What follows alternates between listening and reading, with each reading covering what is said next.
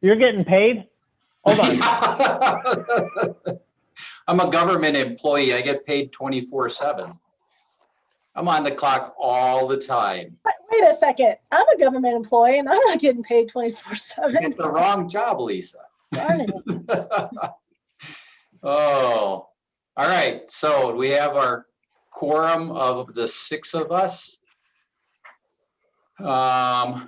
Jeremy is on the bottom. Okay, good. Can All I right. just say Marin's a wimp?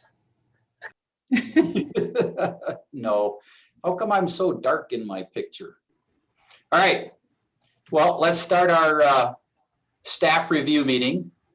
It's by my time at 6:04, Thursday, April 1st. This is a staff review meeting for the Murray City Planning Commission, and commissioners here: Travis Ney, Sue Wilson, Jake Pearson, Lisa Milkevich, Jeremy Lowry, and myself, Ned Hacker. Maren Patterson is chair. She's excused tonight, so being vice chair, I have the opportunity to have the meeting this evening. And staff, we have, is Melinda there? Yep, there, Melinda Greenwood, Jared Hall, Zachary Smallwood, Susan Nixon, and Bryant. Maybe Bryant isn't here yet, or maybe he is. He'll be in for the regular meeting. Okay. All right. So with that, we have minutes. Everybody get to read minutes, 2 sets of minutes. Any comments? Think they look good? We talked about minutes last time, and I think I gave the staff some additional comments. So I'd like to just thank the group for letting me make that correction of February 18th minutes and thank the staff for making the corrections. I appreciate it. yep. Else, anything? All right. So what I was going to ask in the meeting to make a motion to do both sets of minutes at the same time instead of 2 sets of motions. So, all right, good. Conflict of interest, any conflict of interest with our agenda item? As I mentioned in my email, I've got a prepared statement that I need to read when we do conflict of interest. Okay. So All I'll right. just plan That'll on be you good. giving me a minute to do that. Sure. All right. And approval of findings of fact. We have one of those, which is the, what was that? It's an ADU, and I've got Oh, that yeah. ready if you want me to do it. Yep, sure. Chavez accessory dwelling unit. Yes. Yep. All right, that's good. All right. And Hamlet development, general plan amendment and zone map amendment. So Jared's going to do presentation for that. Yes. So I'm just, it's the only item on the agenda. So I'll give you a brief overview and then let you ask any questions that you have. If we have leftover time, you can take it to recenter. I have the applications are like we usually do, reviewed together in the presentation. So we're not doing a review of the application to amend the zoning and versus a review to amend the general plan. It's all contained together. The 2 applications are dependent on one another as well. So we've reviewed them that way. What I've tried to do is go through the basics of it. It's 8.06 acres. Right now, it's all zoned, just so everyone is perfectly clear. Right now, it is all zoned A1 agriculture. It is in 2 different land use categories for the future land use map, however. One of them being parks and open space, that's the west parcel, and the other one being low density residential, that's the east parcel where the building and the satellite dishes are currently. The west parcel is in the parks and open space designation. It's the empty parcel leading down to the power corridor.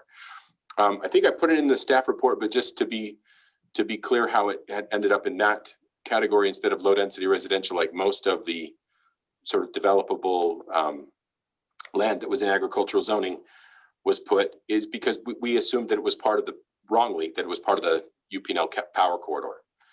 when we went through with the consultants. So it got mistakenly included, in our opinion, in that open space and parks. It wasn't intended to become a park.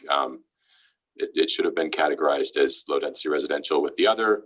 At that time, we didn't do that. So we've kind of treated in the reporting and in the presentation, we've dealt more with the aspect of changing from low density residential categories to medium density residential categories rather than the open space jump, if that makes sense, right?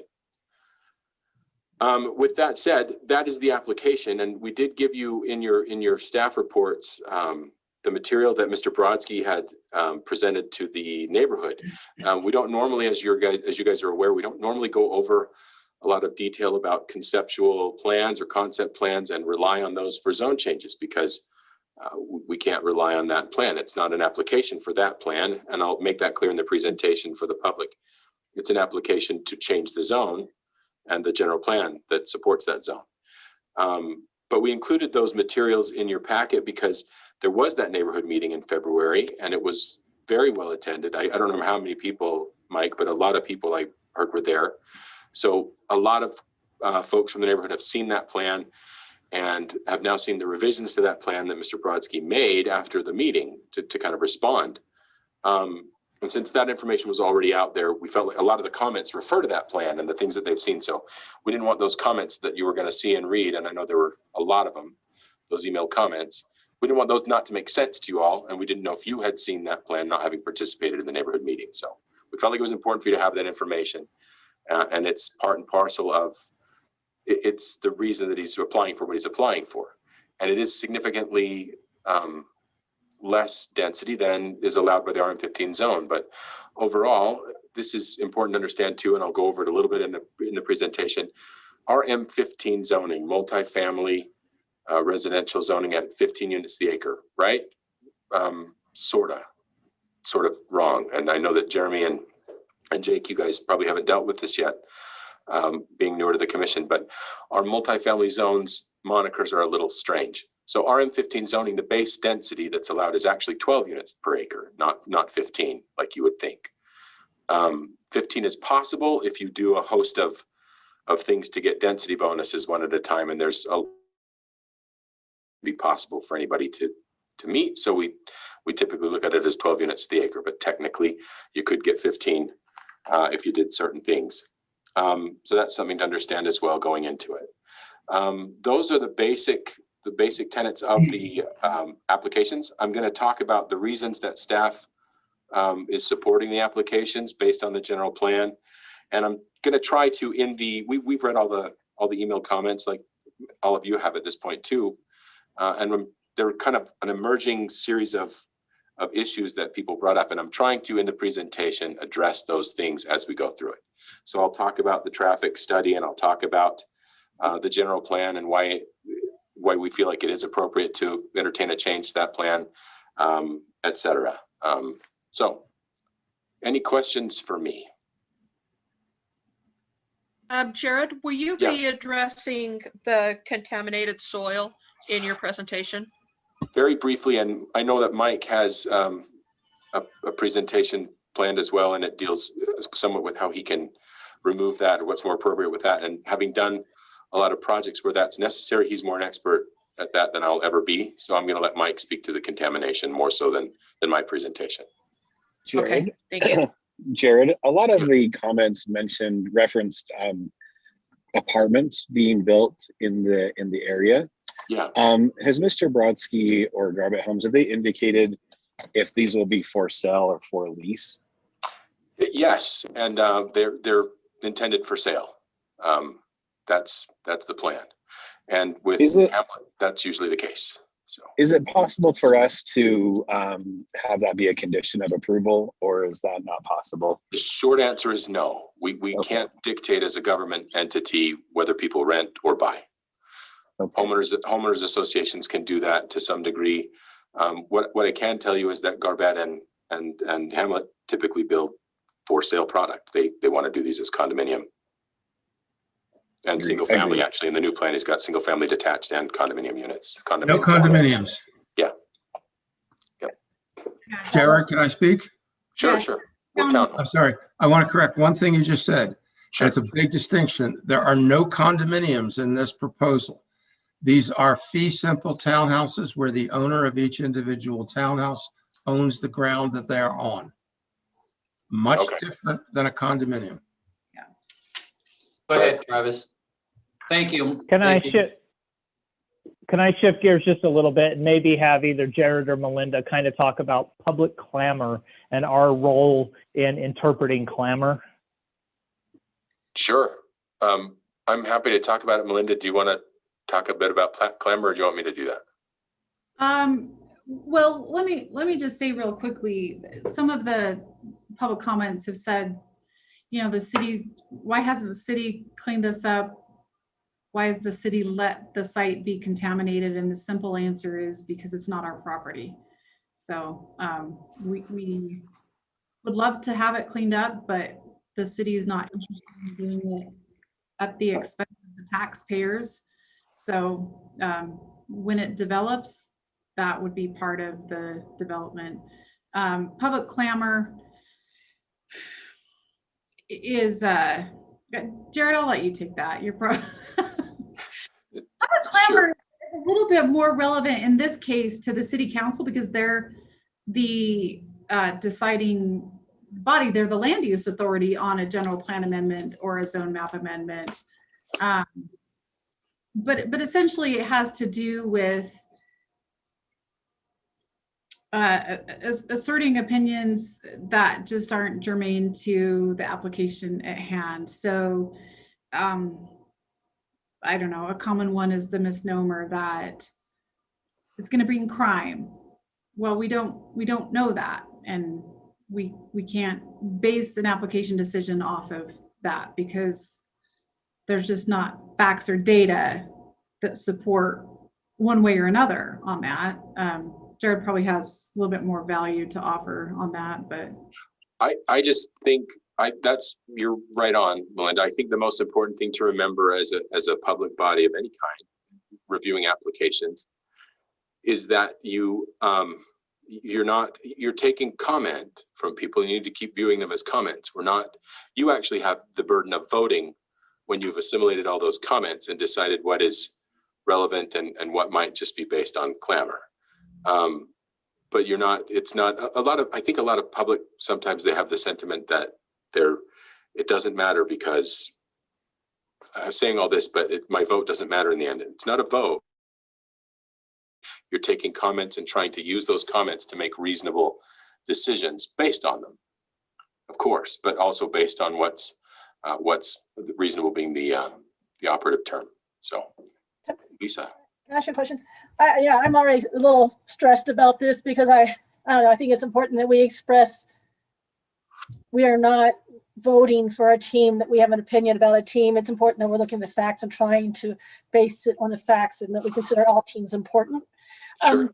So that's my part of the stress of this, I think. But to that end, could you help me think through the process or tell me what, to me, in my mind, does this land get developed or does it not? Because we have a great applicant with a good plan to develop it. It's appropriate. So do we develop it or do we not? And what happens if because I say that black and white, because if we lose this applicant, the land might not be developed. So it's somewhat that black and white. Either we go with this and get it developed or we don't develop. If the land's not developed, what happens? I mean, is that contamination currently leaking? Is it currently a problem? Is it contained? And what's the negative side of not having it developed?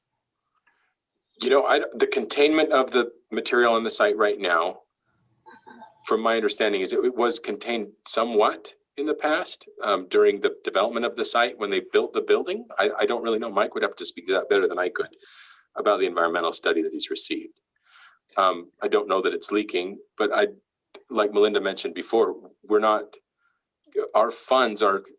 the funds that we have available are usually for testing and things, not so much for cleanup as a city anyway. So we're not in the business right now of doing a bunch of environmental cleanup.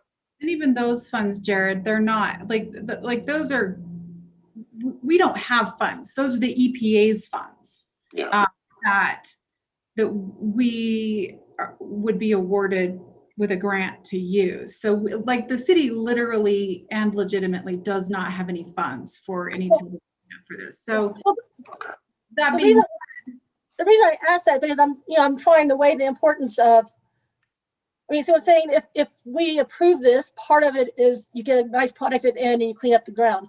If it's something that's not approved by us or the council, what are the end results? We still have empty plot of land, but we're not putting the neighborhood at any higher risk or lesser risk. It's contained within the property. Yeah, so Murray is literally contaminated soil is everywhere in Murray. You can't get away from it. For the most part, you can't get away from it. There's been several Superfund sites. A lot of our RDA areas have been created specifically because of contaminated soils. But some interesting information that I think would be germane to this is the city, actually, the power department looked at purchasing this property last year. And I think at one point we even were under contract, or at least as a backup offer. And everyone, to my knowledge, everyone who has come in and looked at this piece of property when they have had the phase 1 environmental assessment study come back, they have turned around and walked away. And that includes us as the power company was not interested in purchasing this property because of the contamination. So I think you make a very realistic and legitimate point, Lisa, with the statement that unless there is a private owner who can have the expertise to come in and develop it and remediate the contamination, and unless there is deference given to the expenses that comes with that type of a project, I don't see this property developing. But to answer your question too about like, is it contained? The EPA, if somebody were to go out there and start, digging around, and I'm not talking about sampling the soil, right? Or taking core samples of what the soil, but somebody goes out their big track hoe and they're disturbing the soil, that would be cause for a project or whatever to be shut down because we know it's contaminated. We as a city would probably go out and contact the Utah State Department of Environmental Quality and have them go out and ensure that whatever work is being done is being done with caution to ensure the safety of the public. We've done that before on other projects where we've known there's been contamination. The entire Costco sits on was contaminated and remediated. Fire clay got a lot of contamination and remediation. So that's part of the one of the things that Hamlet Development, that Michael Brodsky has done over the years, is he's done a number of these and has kind of developed that expertise, which is why then when the phase 1 came back, all the other developers that have never done this and don't have any interest in doing it have walked away. But it's not been something that has been a deterrent to Mr. Brodsky. So even the fire station that we just built had contamination that we had to remediate. And I think we spent over $400,000 just on that half-acre site doing that. I realize probably a lot of this discussion will and needs to occur in the public because it's good for the public to all understand here. So can I ask you one other quick question though? Just because I want to make sure it's appropriate for public discussion. When properties, I feel like we're considering making an exception because of this exceptional property. There's problems with it. And then it makes me want to question, as 2 of the comments did as well, whose problem is it? Like we have said, it's not the government's property, it's the landowner's property. Is it the buyer takes this responsibility on because they got it cheap because there's a problem with it? I mean, that might be a reasonable, you bought it, sorry. I mean, I don't want to, but buy it cheap, you'll make less money. I don't know. Do you get it cheaper because it's contaminated? So I can give you a little bit of experience, and others can give you their own. I've got something else I want to say before we finish this though, and that is regarding cleanup. The Superfund site in Midvale was this EPA Superfund site for 15 years. of which 10 I got to participate in. And who paid for that is a total conglomeration. I don't know exactly who paid for that. I believe some of it got paid for by the federal government because the current landowners didn't come close to having the money to clean it up. In fact, I don't think the people who I know the people who originally dirtied the site didn't have anything to do with it anymore. And then to go back to them, I mean, they didn't exist. So that's a good question. Let me go down a little different path, and this is kind of. Ned, before we leave that path, talk to me, staff. Is there any reason why I shouldn't open that can of worms in public? No. It's fine. No, I'll just add that I live on that Superfund site, so. Well, yeah. Explains Well, so and they much. cleaned it up. They got it to the point where it could be cleaned up. So here's a point that I want to make sure it get clarified by the staff. So we've gone down this path with Hamlet development, and it's gotten a little bit, the wagon's gotten a little bit in front of the horses as far as the community seeing potential development for that site. And that's not on our agenda tonight. We've got two motions, one for the general plan and the second to amend the zoning. So we amend the zoning to M15. That's what it is, folks. It is M15. And as Jared said, you can build on it up to perhaps 15 units per acre, Jared. I mean, typically 12, but could be 15. So if Yes. it's 12, that's 92 units. And if we go down that path, God bless Hamlet development, but nothing says that if the environmental remediation costs a little more, twice as much, 3 times as proposed, you got to build more to make it pencil for the developer, which case, if we go down that path, you may end up with 90 homes, 90 residences on that piece of property. Is that true? Or am I No, that's- stating that wrong? No, technically correct. Tonight's agenda does not, and I've got a slide at the very beginning to make that clear, that the agenda tonight does not include the plan that Mr. Brodsky's shown everyone, because that's a different application. So I'll walk through that so that nobody in the public is confused by what's being proposed. That what's So being if we proposed is go just there, a change. Jared, and we approve this, can we hold Hamlet development to what they say they want to do? There's no mechanism for you to do that. The zoning is the zoning. And then your chance at use permits and subdivision processes.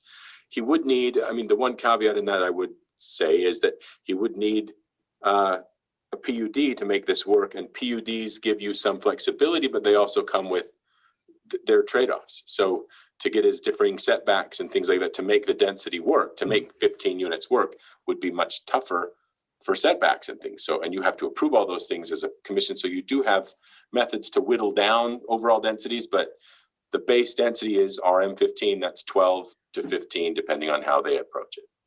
It's really hard to get to fit to that extra 3. I haven't seen anybody do it since I've been here. So, Other That answer thoughts? your We had question, about 3 minutes. Yeah. Other thoughts? I did want to just go over a possible scenario tonight, because normally we have an odd amount of commissioners present. But if there were to be a tie vote of 3-3, we've looked at the bylaws for the planning commission say, if a motion is called, or the vote on the motion is called and it goes to 3-3, the motion fails. If an alternative motion is called and it goes 3-3, the application is denied. So we had that question. It's not normally anything that would happen, but with only having 6 here tonight, that would be the outcome. If it were a motion to deny, split out at 3-3, somebody then made a motion to approve and it split out at 3-3, then it's deemed it would be essentially a recommendation to deny the application to the city council. And for But it another, still goes to the council. Correct. Okay, And- thank you. that was my clarification, Travis, thank you. So these are only, I mean, not only, but these are recommendations forwarded to city council for their action. Yeah. So, Yeah. okay. All right, we're gonna take a 1-minute break. I'm gonna, for 1 minute. I'll be right back. Hey, Breathe. can we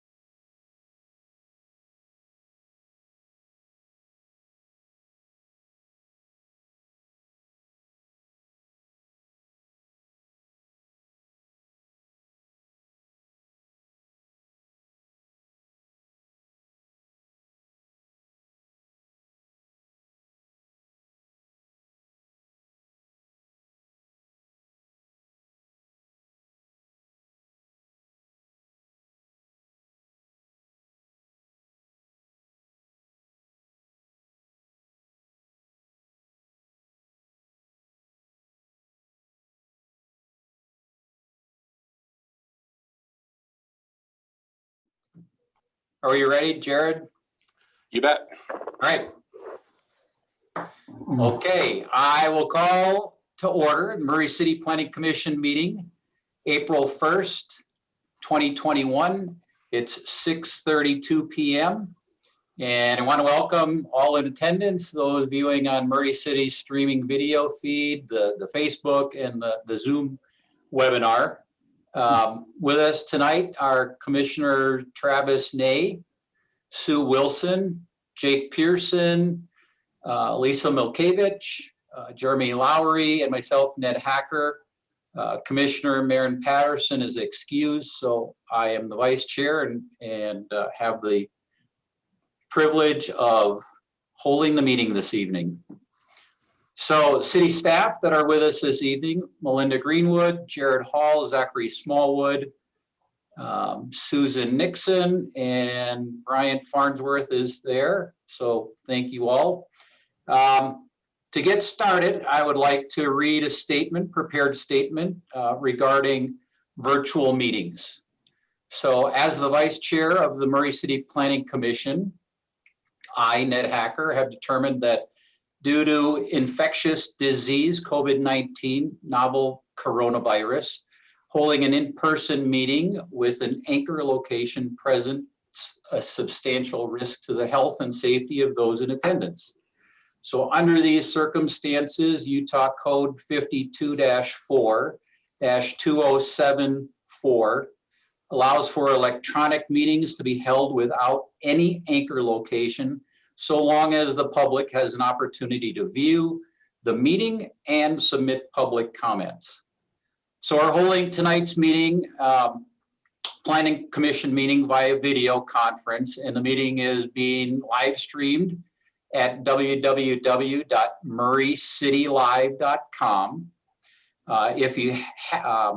If you're going to have a public comment to submit to the Planning Commission, you can do so via email at planningcommission@murray.utah.gov. And when we get down to the public comment portion of the meeting, I'll tell you again how to make public comment. So first agenda item, approval of minutes. We have 2 meeting minutes from the Planning Commission. 2 meetings held February 18th and March 18th, 2021. And we're going to address both of those with one motion. So I'd ask the Planning Commissioners if you've had opportunity to review those 2 sets of minutes, and if you have any comments to those, any corrections. Any comments or corrections? All right, seeing none, I will entertain a motion to those 2 sets of minutes. Mr. Chair, I will make a motion that we approve the February 18th and March 18th, 2021 minutes as submitted. All right, I have a motion. Is there a second? I'll second. Okay, motion by Travis Nay, and a second by Commissioner Lisa Milkevich. All in favor, say aye. Aye. Aye. Aye. Any Aye. opposed? Okay, motion Aye. passes. Second item, conflict of interest. Do any commissioners have a conflict of interest regarding the agenda items that we're going to view tonight? No. No, No. Yes, we have one. Is that- I hear a yes. No. All right, no conflicts of interest. Ned, Um, I believe Jeremy was trying to say something. Okay, I'm listening. Anybody else hear that? I just said no. So You're Are you breaking up. You're breaking up, Jeremy. no, I do not have a conflict of interest. All right. No So seeing conflict for me. seeing no conflicts of interest, we will move on to agenda item 3, which is approval of findings of fact. And I'd ask- Ned, Yes. I need interest. Okay, so you have a conflict of interest? I do not, but I have been advised that I need to read the following statement. As a Okay. member of the Murray City Planning Commission, I, Sue Wilson, want to make clear that I have not made up my mind regarding agenda item number 4 prior to this meeting. I will be making my decision regarding this application based solely on the commission packet, the presentation here tonight by staff, and information presented by the applicant in this public meeting. Further, I have not ever and will not ever make up my mind prior to our planning commission meetings. My comments on social media should not be interpreted otherwise. Thank you. All right, thank you. All right, now we will move on to agenda item number 3, which is approval of findings of fact. And I would ask if commissioners have had an opportunity to review the Chavez accessory dwelling unit conditional use permit finding of fact. Yes, it looks good. Yes, We have a motion for that. Yes, I'd like to make a motion that we approve the findings of fact for a conditional use permit for an ADU, accessory dwelling unit, on the property address 766 West Anderson Avenue by Gene Chavez. All right, I have a motion. Do we have a second? I'll second it. All right, motion and a second. All in favor, say aye. Aye. Aye. Aye. Aye. Any opposed? All right, excellent. All right, agenda item number 4, Hamlet Development requesting a general plan amendment and zone map amendment for property located at 935 West Bullion Street. So applicant I know is here, Mr. Michael Brodsky. So we'll have you come up after the staff gives their presentation, and Jared Hall is going to present for the staff. Thank you. I'm going to go ahead and share my screen as soon as Zach allows me to. Hi. Thank you. Okay. You should all be able to see a screen now that says Planning Commission meeting. Is that right? Yes. Okay, fantastic. So tonight's application, as we said, is for, Hamlet Development's in their general plan and zoning map amendment requests for 935 West Bullion Street. That is the property that you can see in the aerial map here. There is an east parcel where the building and the satellite dishes are located, and a west parcel that is vacant. They are, as I said at the beginning, there's a general plan amendment and a zoning map amendment that are part of this application. This is a segment from the zoning map. You can see the two parcels highlighted here. They're both in the agriculture A1 zone currently. You can see the R18 zoning around it. This is a segment from the overlay that shows the future land use map that's part of the general plan, and that's why it's called a general plan amendment. It's actually an amendment to the future land use map. This is the parks and open space designation, and this is the low density residential designation. Again, you can see those areas around it in the same designations. The request, sorry, I'm going to go back to this for just 1 second. The request, as I said, is for 2 different approvals, 2 different amendments. One to this designation and one to the zoning designation, and they rely upon each other. And I'm going to go through that in just a minute, but I wanted to make clear that it is 2 different applications that we're reviewing together in one, that we reviewed them together in the staff report, and we're reviewing them together here as well. Just a little bit about the process. I wanted to make sure this is clear for the public that may not be as familiar with this as the planning commissioners are. But the applications that are being considered tonight are not for a subdivision or a development of any kind. They are for amendments to the future land use map that we just looked at and the zoning map, and only for those. Any additional development of the property that would result from those changes has other requirements to go through: subdivisions and planned unit developments and conditional use permits. And those are items that have to be applied for and then reviewed by the Planning Commission as well at a future date if the zone is changed, as has been requested. The third thing to keep in mind is that the Planning Commission is a recommending body in this instance. A lot of things that are considered, like subdivisions or conditional use permits, are the Planning Commission's responsibility to review and then approve or deny. In the case of zone changes and amendments to that zoning map, or amendments to the future land use map in the general plan, or text amendments to the ordinance, things like that, in those cases, the Planning Commission is a recommending body only, and you forward a recommendation either to approve or deny to the city. So again, the applications tonight are for the zone map amendment and the future land use map amendment only. However, we are aware that much of the public, sorry, I can't talk tonight. Much of the public has seen Mr. Brodsky's conceptual subdivision for the property. He's revised it. The one that you're looking at now is a revision to the original plan that he had. That's a result of a big a big neighborhood meeting that he held to show the neighbors what he was thinking of doing and why he was requesting what he was requesting, and to get some of their input and hear their concerns. And in response, he came up with a revision to his plan, reduced the overall density, and added single family detached homes as well as townhomes in his concept plan.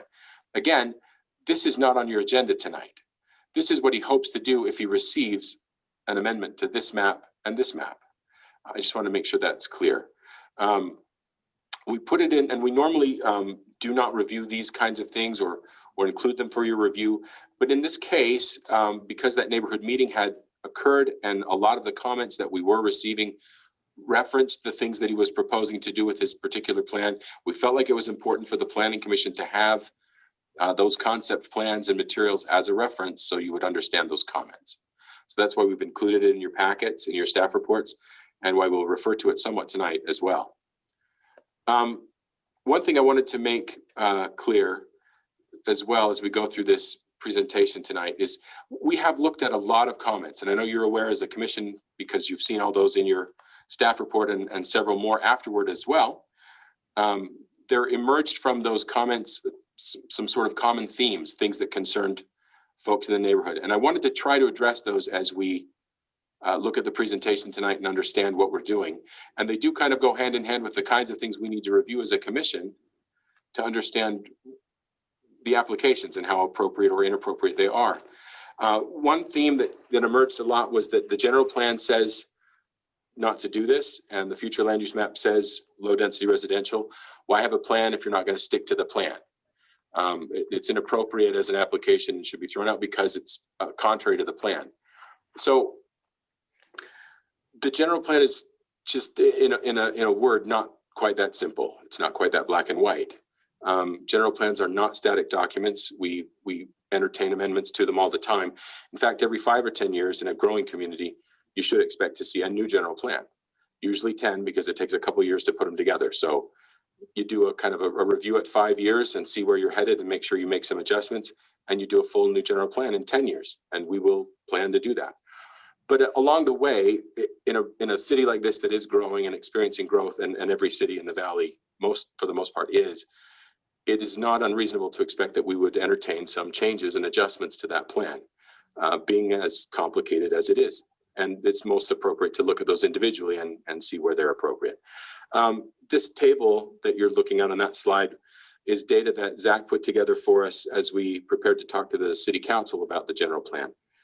We wanted to know other cities in the Wasatch Front, what their kind of numbers were for these types of amendments and requests. And as you can see, we're quite normal in Murray for those kinds of things. So given that it is a living document, not a moving target really, but not a static plan, I wanted to kind of deal with that up front. It is not inappropriate to at least consider the requests that come in to amend the general plan. And most of those requests come in the form of amendments to the future land use map, which as we'll see is one map. It's an important map, but it is one map in a large document. So this is the future land use map, map 5.7. It's a part of chapter 5, which is the land use and urban design element of the general plan. So just to make sure that people understand how the future land use map that we looked at in that early slide works, I wanted to include this map as well. So you can see these colors, they look kind of like zoning designations. They function a little differently. Each of the properties in the city has been assigned a future land use category. And the two that we're looking at tonight are in two different categories, as we talked about, one in the open space and parks and one in the low density residential. Now, along with those designations, each of those categories or designations, as we call them sometimes, are detailed with intents and characteristics, and they're given corresponding zones to use as a guide for what zones are appropriate to apply to properties in those categories. In this case, again, it's the low density residential and the open space and parks. Although as we talked about the property in the open space and parks designation, we had mistaken for a part of the Rocky Mountain Power corridor that runs regionally and in the open space along with the other properties in that category. So we've dealt primarily with the low density residential and differences between that and the medium density residential. As you can see, these are the corresponding zones that are listed in that section, and they do not include RM15 in low density residential, hence the request to change to medium density residential, which does include RM15. It also kind of identifies in the residential categories density ranges. In the low density residential, between 1 and 8 dwelling units per acre. A typical R18 subdivision will be somewhere between 4 and 4.5 units per acre, perhaps. Density range in the medium density residential is between 6 and 15. So again, kind of a range. This is just, again, repetitive, but both of them are zoned A1, and the request is to rezone both of those parcels to RM15. It does represent a change to that future land use map of the general plan. There are elements that we evaluate requests for changes like this against, and they're part of the general plan as well. They're not part of the map, but they're in different elements, land use elements that are part of the plan. There are all of these different elements: land use and urban design, transportation systems, economic development, housing and neighborhoods, moderate income housing, public services, and then the administration and implementation of the plan. I think it's important to note right here, and we'll maybe hit it again in a minute, but we're going to look at elements of the land use and urban design segment. That's chapter 5 that we saw the map come from, and then housing and neighborhoods and moderate income housing as well. But public services is listed here, and I have another slide about this, but it's important to note that there are no, public services includes a lot of different things, parks and recreation, but also utilities for the city. This application, or these applications, were reviewed by the public service providers for the city, water, sewer, stormwater, engineering. None of them identified issues. It doesn't go against any of the objectives or goals of the general plan with respect to public services or with respect to economic development, transportation systems. Again, we'll look at the traffic study in a minute here, but I wanted to focus on these three. And just to illustrate what I'm talking about, this is in chapter 5, land use and urban form, that element. There are 12 objectives and 19 individual strategies. All of them are intended to be used in evaluating projects, but not all of them are going to apply equally to every situation. So we look at what applies the best in our opinion, apply our professional judgment to that, and make our evaluation. So it is a complicated thing, the general plan, and you have to look at all of the moving parts to make sure you understand what's going on. To look at a few of those, just in to start with chapter 8, actually, that's neighborhoods and housing. One of the things in the opening segment of this chapter is this statement at the top there. Murray is dominated by single family homes and condominiums, with large apartment complexes rounding out the primary housing type. As can be seen in graph 8.1, that's right here, there is a dearth of missing middle housing types, options between the apartment complexes and single family homes. Our consultants on this general plan identified that missing segment of townhomes and smaller multifamily unit projects as a way for us to increase our density without as many impacts. We have the east side, as you can see, 99 plus unit apartment complexes. They're kind of isolated from the communities around them. Most of them are on the east side of the city. I'm gonna keep myself from saying all of them are on the east side of the city, because I don't think that's exactly correct, but generally most of them. Apartments that are mixed here, and smaller apartment units, you can see where we have that kind of lack of the missing middle. And the thinking is that the missing middle can help us to provide more available housing and diversity of housing without having as much impact as larger projects. The goal of chapter 8, this neighborhoods and housing element, is to, as it says, provide a diversity of housing through a range of types and development patterns to expand the options available to existing and future residents. And one strategy in that objective of encouraging housing options is to support a range of housing types, including townhomes, row homes, and duplexes, to appeal to different demographics. The proposed project that Mr. Brodsky is proposing does do that. Again, 12 units per acre, up to 15 units per acre. We see in the city, just by experience and in the valley, that density, that allowed density somewhere between 10 and 12 units per acre does allow for townhomes. It doesn't do a lot more than that. Hard to develop without a lot of acreage, a true apartment complex at 12 units per acre. Moderate income housing element of the general plan, and you're probably more familiar with this as a planning commission than some of the other elements, because it came up it comes up every year now, that we have to make modifications element based on our requirements from the state. This kind of a change to the general plan would help us to promote all of these strategies, promoting affordable housing options and supporting a range of housing types.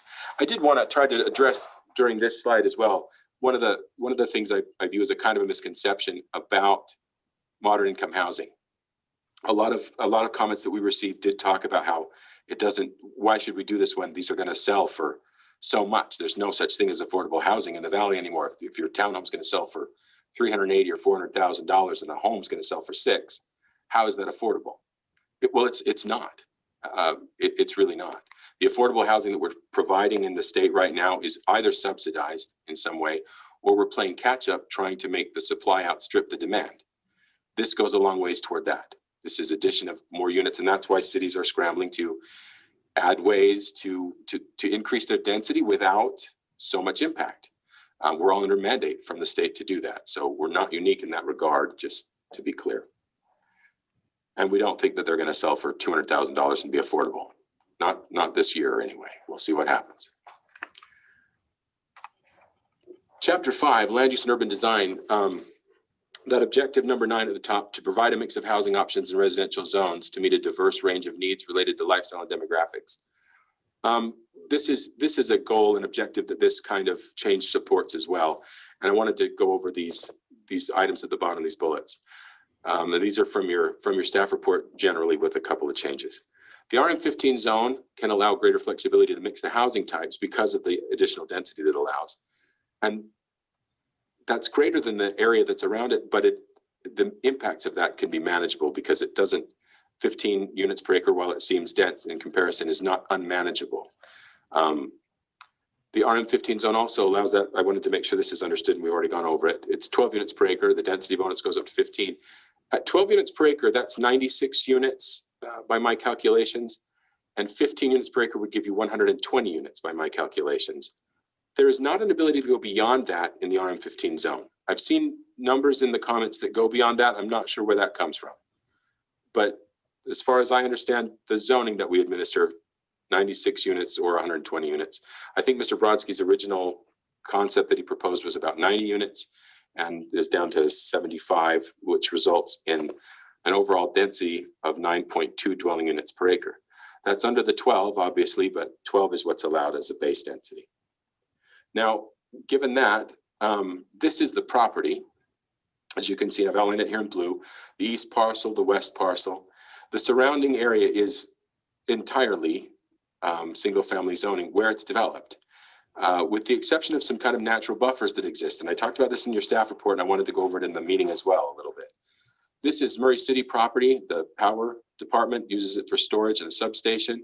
To the east, that's open land, no direct adjacent neighbors. Bullion Street to the north, no directly adjacent single family neighborhood, although it's across the street. Although that's surrounded in the area by these other single family neighborhoods and zones, again, this is Rocky Mountain Power's corridor. This is a regional corridor. This land is not going to get developed anywhere between here and Montana and Arizona. This is a large western corridor. And then to the south as well, although this is the closest proximity for single family homes, this is a 70-foot wide power corridor easement that's related to the Rocky Mountain Power Corridor and comes up to our substation. Again, this is not going anywhere. So there are some sort of natural buffers that exist that we could build upon in looking at a development here to create really significant buffers that we don't always have the ability to create. So if we add on to those, we do feel like the impacts of the additional density can be really well managed on this site. Now, that's not the case everywhere you go, not for every property.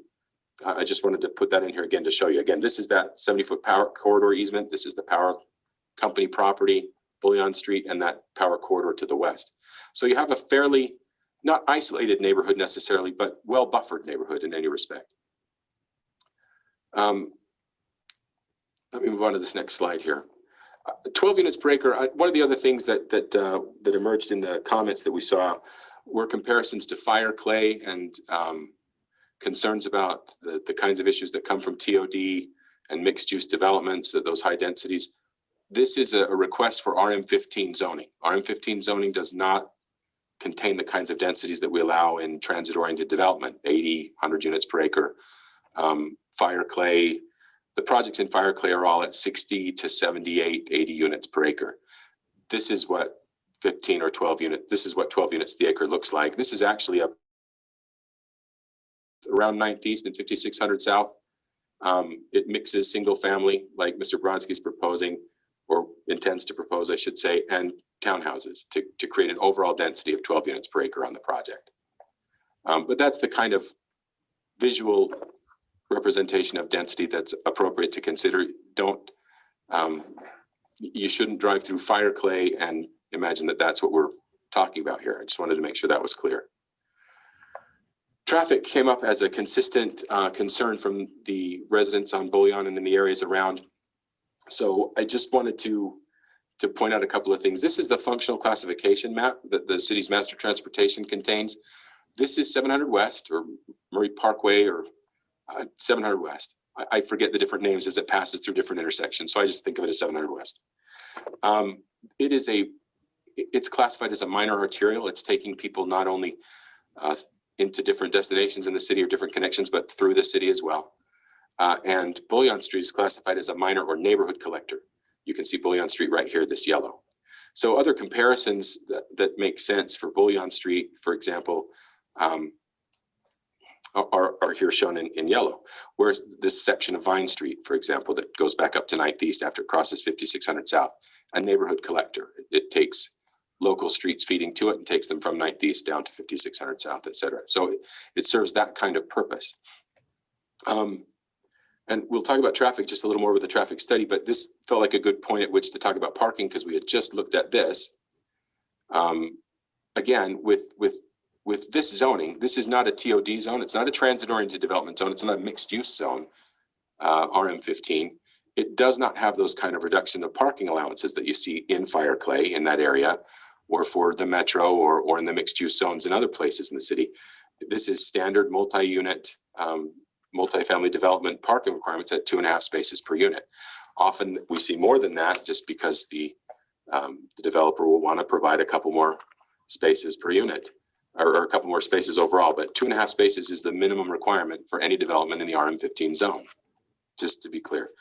So you shouldn't see the kind of parking problems or anticipate the kind of parking problems that you might if we tried to place the densities and parking reductions that we find appropriate in mixed use zones near the core of the city or near transit opportunities in an area like this. While we feel like it's appropriate for additional density, it's not appropriate for 20, 30, 40, 50 units per acre and 1 space per unit parking requirements. It's 2.5 spaces per unit. This is just the summary from the traffic study. Again, this was done with assuming 90 townhome units. You can see the data there, 640 weekday daily trips, 44 trips in the morning peak hour, 54 in the evening peak hour. This is not to say that 700 West is not difficult to deal with during peak hours. School drop off and pickup and evening and morning peaks are probably difficult, as they are on many, many streets. But the upshot of this report is that it's right here. The levels of service drops are not beyond acceptable, not impacted significantly from this potential development, under 12 to 15 units per acre, 90 units. And this plus project column indicates what do we see from the impact of this project that should be done because of the project, and there is nothing. There's no additional signalization, there's no lane widening that needs to be done based on the traffic counts and studies. There was some question about whether or not traffic counts and the traffic study performed during our current situation would be valid. The traffic engineer reached out to us and let us know they did adjust those counts upward under their seasonal conditions, and that would make it non-COVID. They can look at counts from other years. This is an area that's had other traffic counts done. And then the sensitivity analysis of the intersections that these levels of service are based on were for functions in a non-COVID environment as well. So the upshot is that 25 or 30% more traffic could be handled from other developments and not affect the level of service unacceptably. So traffic and parking, we don't have concerns. And it's worth noting too that the traffic study was provided for the reviews that were done by engineering and public works, et cetera, and no concerns or comments were noted. And they've looked at these hundreds and hundreds of times. So staff's not concerned about traffic from this particular project. It's not large enough to have that kind of impact that can be scary to consider. Just to talk a little bit more about that as well. This is a link node analysis that Zach did when we were looking at another subdivision in the area. And you can see all these red dots are actually dead ends or cul-de-sacs. So part of the problem with Bullion is functioning as a minor collector, a neighborhood collector, frankly, because it has to, because there are only a few streets that can take you all the way through. But the good news for traffic in the area, I know it's tough. I'm not diminishing that at all. The good news for traffic in the area is that there are no direct routes. So only somebody that has to would try to get through this area without using something else like 53rd or what have you. The traffic that's generated in this area is local traffic. That's what this link node analysis tells us. And this is just a section showing you the single family homes in that area. You can kind of see them very easily on their lots and all those cul-de-sacs. So traffic and parking. There were some other issues, and I don't have slides individually for all of those, but I wanted to touch on them briefly. Contamination, and we talked about this in the pre-meeting. It is a contaminated site. This was the old Highland Boy smelter site, or part of that. It was a large site, but this was part of that. There were tailings dumped on this site, and they are contaminating the soil. The applicant has more information about that process, and he can speak to it better than I can, so I'll let him do that. There were a lot of comments about impact to the schools.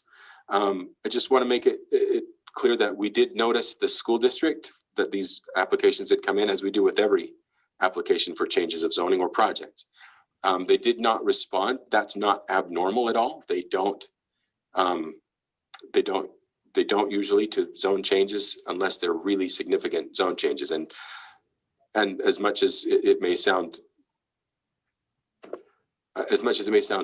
oversimplified, a zone change potentially from single family low density R18 to RM15 at 12 units the acre, 4.5, 5 units the acre, or 12 units the acre is not going to significantly impact the numbers of kids that would go to that school. And since part of it's multifamily housing, it probably impacts them even less as school district functions. And then it's important to remember too that any subdivision that comes in or residential development application that comes in afterward, we actually with PUDs require that the applicant get a letter from the school district stating that they can serve those potential students. We've never not had them say yes to those impacts to those students, that they get additional funding for new students, and the real issues are around busing and deciding which boundaries of the schools might have to change in a significant project. 75 units I don't think you'd see movement in any of those school boundaries, and they're close enough that they wouldn't be bused. Other kids might start getting bused as a result, who knows? But we leave that up to their planners. We make them aware of it, and they're aware of it all the time as well, just different developments in the city, but we've talked about that before. This particular development, they did not respond to, and we'll ask for their formal letter agreeing to serve the students if we get a zone change approved and have to process a PUD subdivision. We'll ask for that. Sorry to belabor that. Public utilities, we already talked about. These applications were circulated to all the public service providers. None of them saw anything that was of concern or not manageable through the process of development approvals.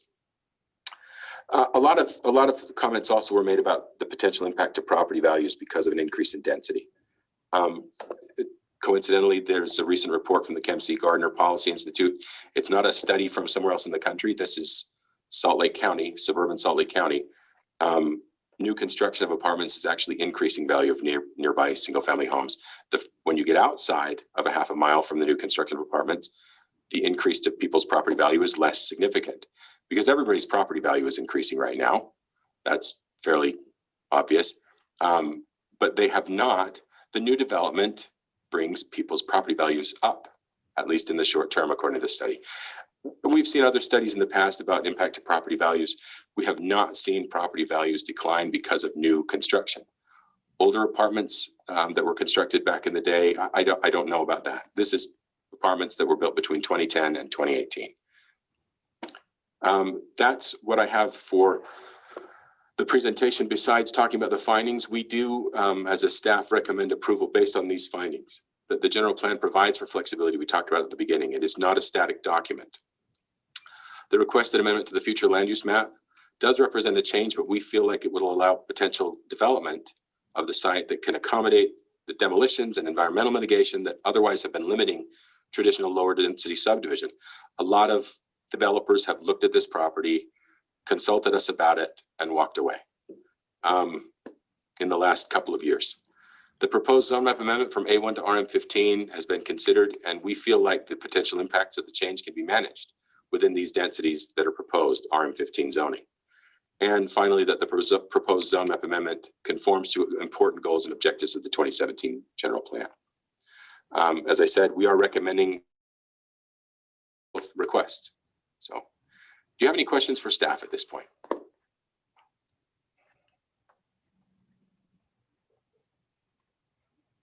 Any I questions? have a- Go ahead, Travis.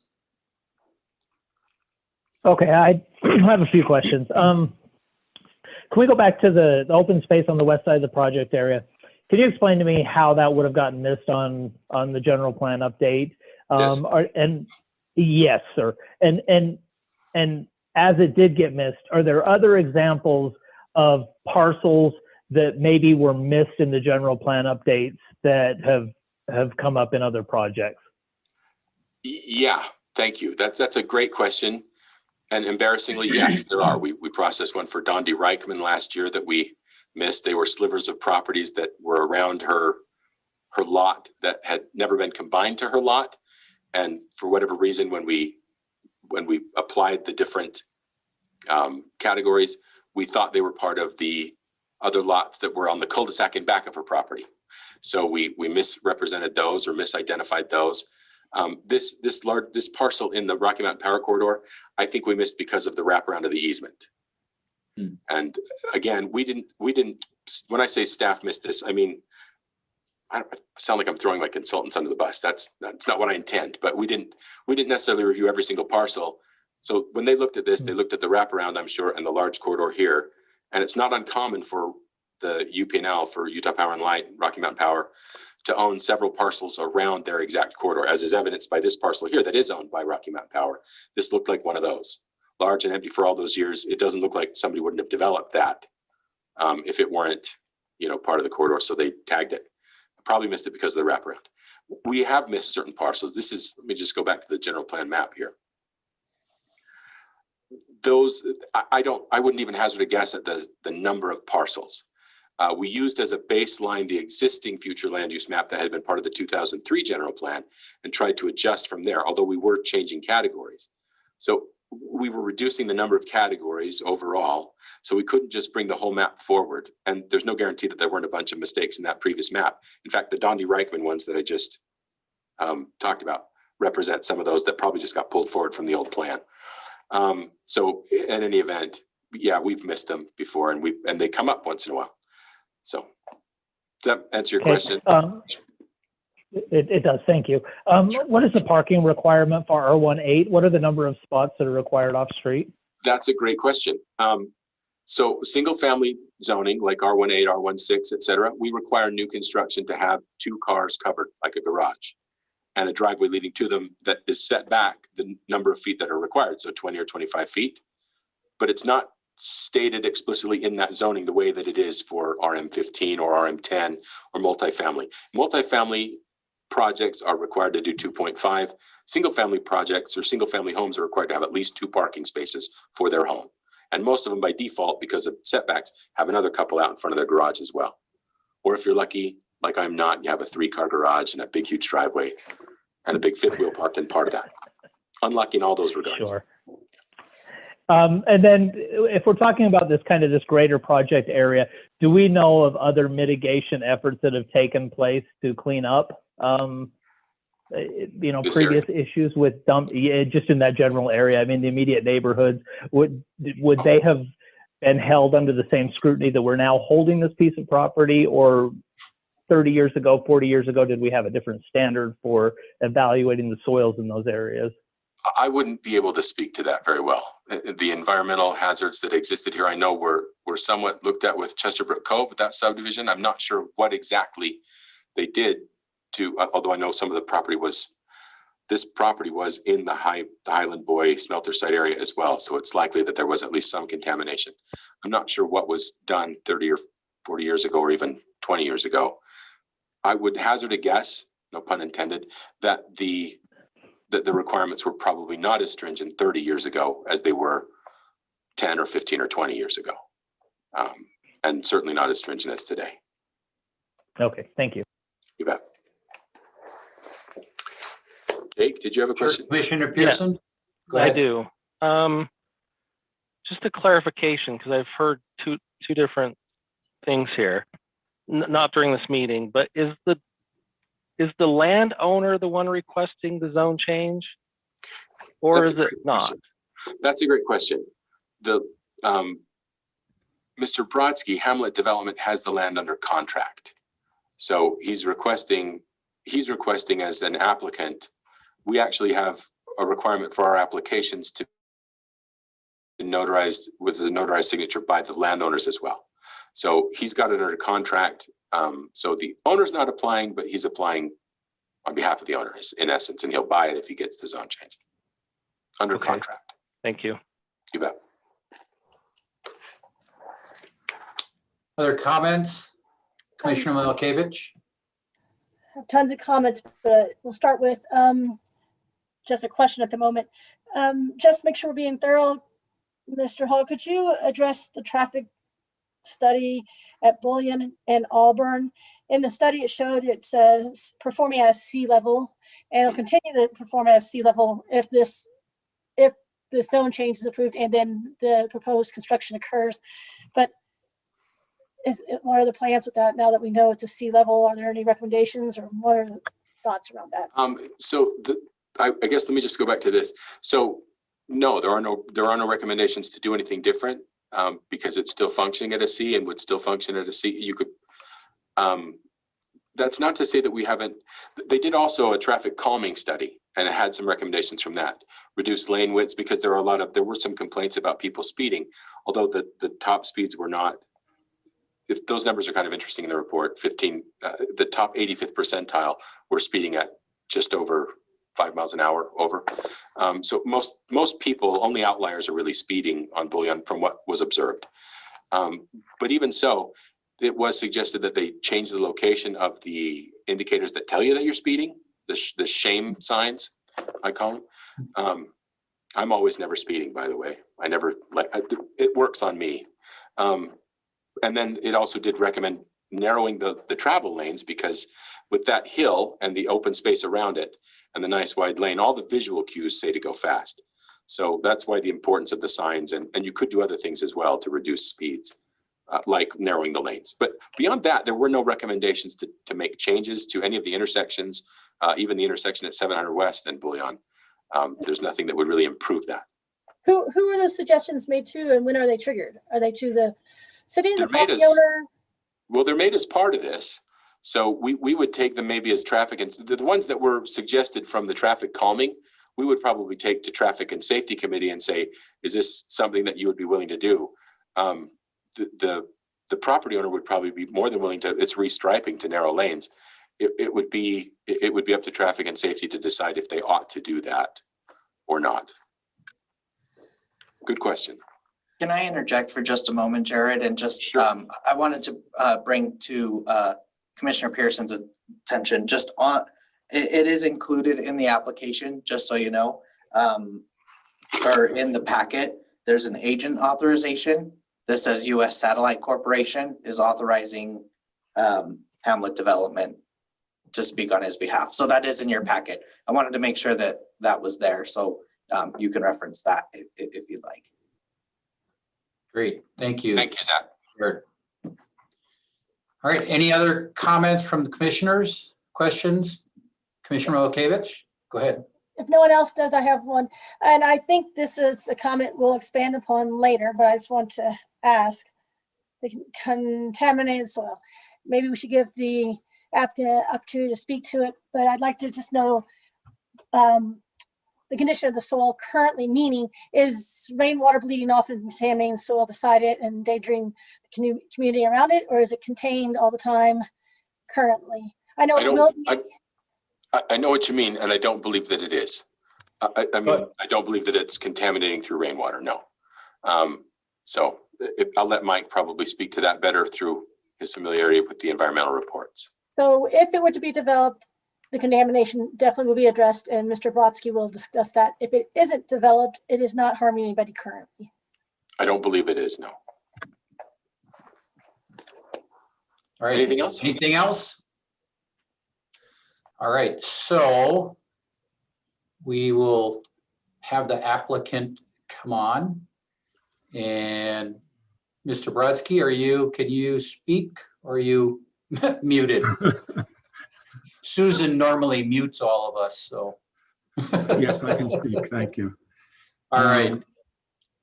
I've been taking copious notes as I've been listening to this, and at some point I'm going to come back to the notes for responses. But for the most part, I have a prepared presentation that I would like to go through. I do want to ask the Planning Commission first. Ryan Hales, who is the traffic engineer who was our consultant, is online with us right now. And we asked us to do both a traffic study, and based on the feedback that we got at the neighborhood meeting, we also asked him to analyze the traffic flow, speeding, and make recommendations for traffic calming, both of which he has done. Would you permit him to discuss his traffic report and his traffic calming recommendations before I go into my presentation? Sure, I think that's fine. Thank you. Ryan, are you available? I am. Oh, Commissioner, good, thank you. Yeah, commissioners, thank you for letting me be here with you tonight. Mr. Vice Chair, good to see you again. For those of you that don't know, my name is Ryan Hales. We've done multiple traffic studies in the area. I have been with this commission before on numerous other projects. The project that we're talking on tonight is of course on Bullion Street. I think Jared Hall has done a wonderful job of explaining basically the traffic study and what it is that we did. I don't want to belabor that and repeat anything that he said, but I will say that, you know, the level of service overall, we looked at the morning and the evening peak periods. There are about 1,900 cars on a daily basis that go up and down Bullion Street. That is roughly 35% to 50% of the capacity of the road. There's a lot of reserve capacity on this road. Not what a lot of people want to hear, but maybe may not be popular, but there is additional capacity still available on the road for a project such as this. And the levels of service at the intersections are all functioning at adequate level of service. It's level of service D or better. And as long as they're D or better, we don't typically make recommendations to try and increase the level of service, because we would overplan our roadways, we would overbuild the intersections, and we would add too much infrastructure, too much maintenance, and other things to the roadway system. So we try and maintain that level of service D for near term and or long term. Sometimes when a road is built, we start at level of service B or C, and then it generally drops down to a level of service D in many locations, and that is still acceptable. As far as the speed study and the volumes, I talked about the volume and the capacity. I do want to talk a little bit about the speed. We did make some recommendations for the speeds on Bullion Street, although they're a little higher than the posted speed limit. It's not excessively high to where we would raise the speed limit on the roadway, and we don't want to raise the speed limit. So really what we want to do is we want to try and help people understand how quickly they're driving. As Jared mentioned, we talked about some driver feedback signs on Bullion Street. There's an existing driver feedback sign right now. It's a little more antiquated, and we'd like to see that modernized and have both a static display of the speed limit as well as the electronic speed limit of the actual speed of the vehicle. And that helps people draw attention to how fast they're driving. Most of them are driving on this residential street, probably not really thinking about it. The cues to them are a wide open street system. And we want to try and restrict that a little bit by giving them the driver feedback signs to help them remember to slow down.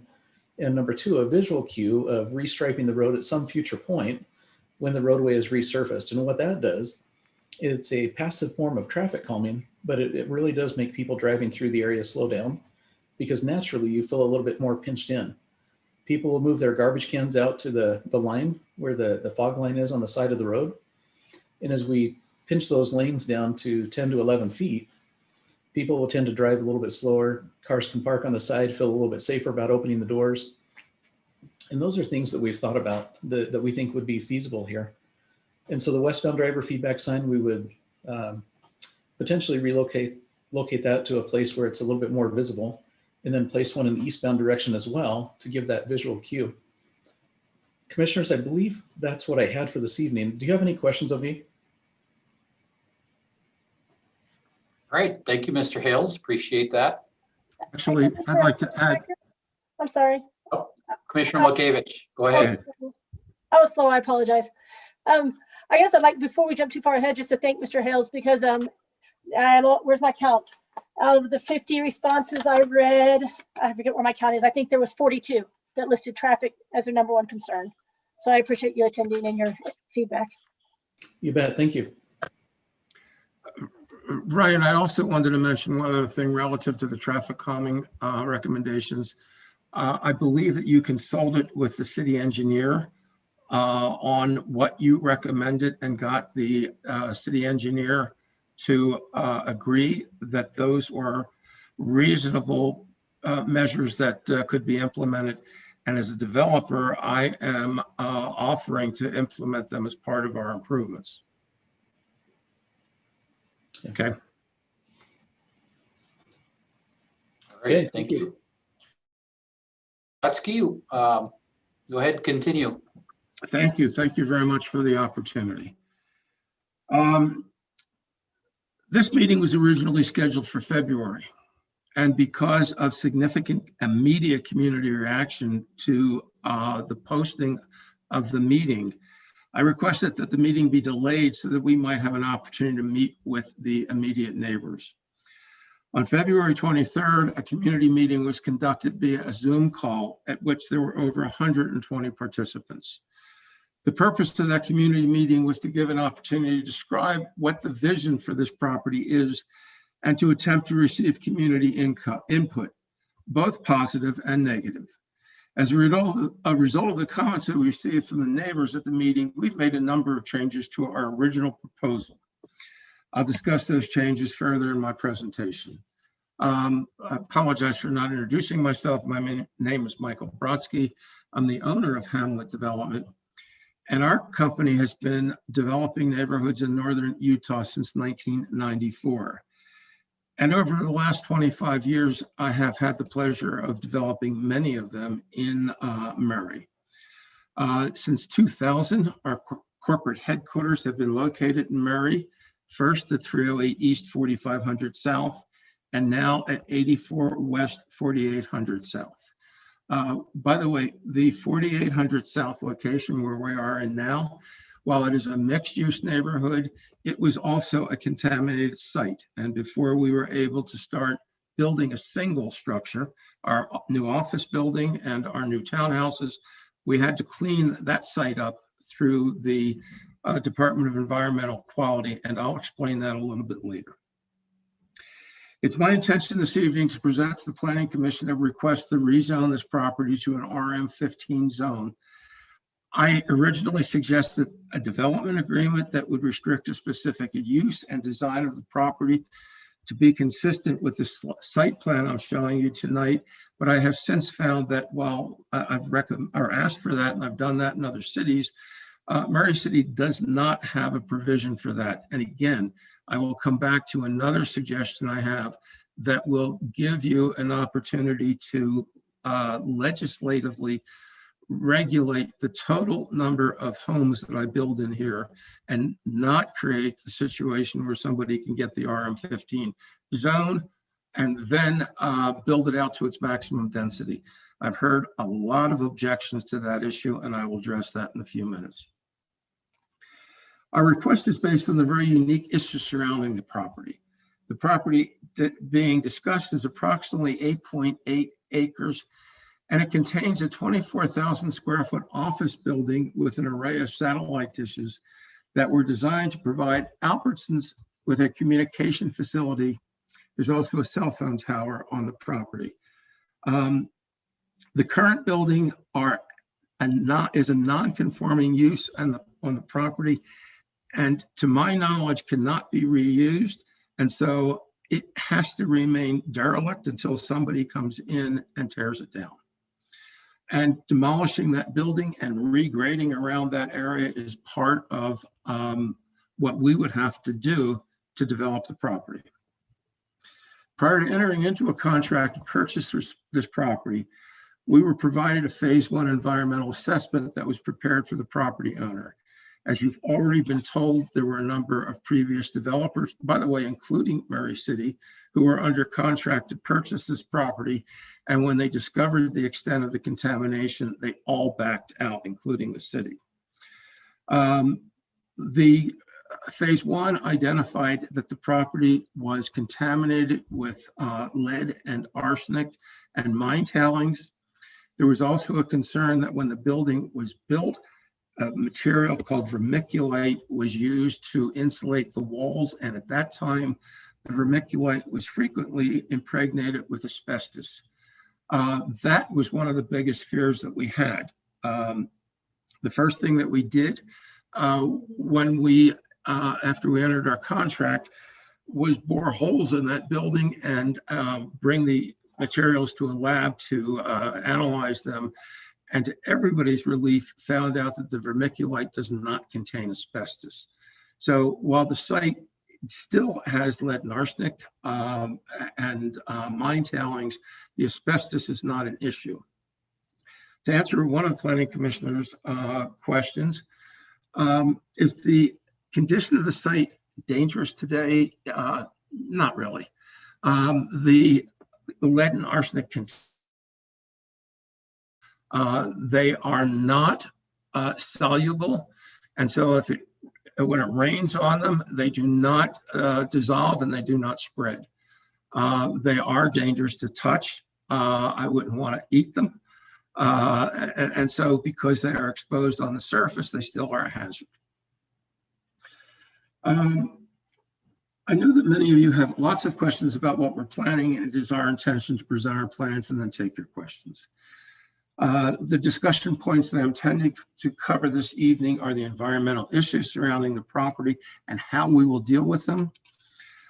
Concept plan of how I would see developing the property, including a discussion of density, on-site parking, and I think of some interest to you will be the buyer profiles of homeowners who have purchased townhouses from Hamlet Homes in 5 neighborhoods over the last year.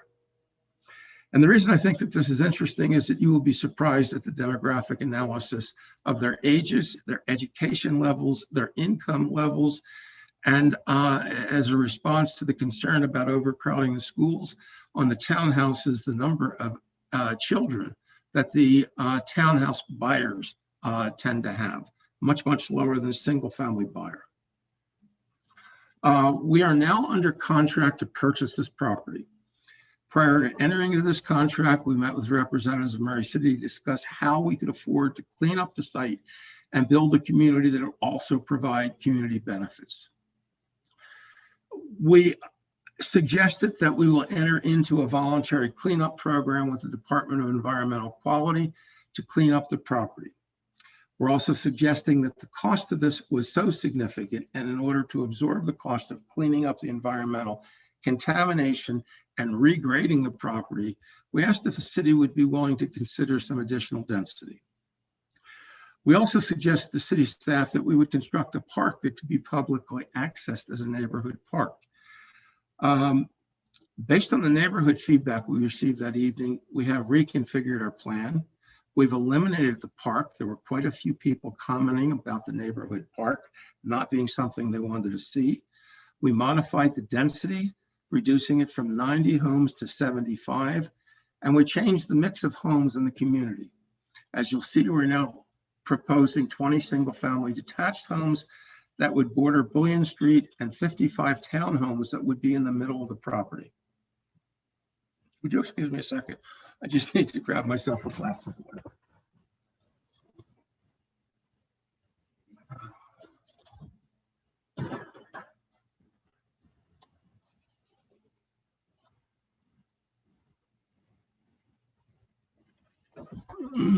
Thank you.